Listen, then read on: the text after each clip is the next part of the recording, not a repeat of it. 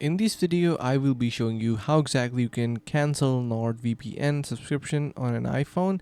So let's just proceed. So you can see I am currently on Nord account online. You can use the browser of your choice and then click on these three lines on the top right side, as you can see over here.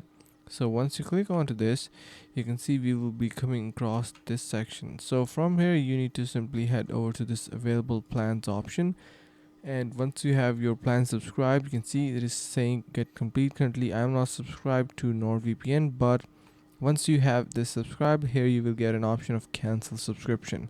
And before you proceed forward, let me tell you that if you want to get 70% off, you can use the link in the description below, as it is going to be giving you a ton of value. So make sure to access link in the description and get NordVPN. So once you click onto this option, which is going to be saying cancel, your subscription is no longer going to be available.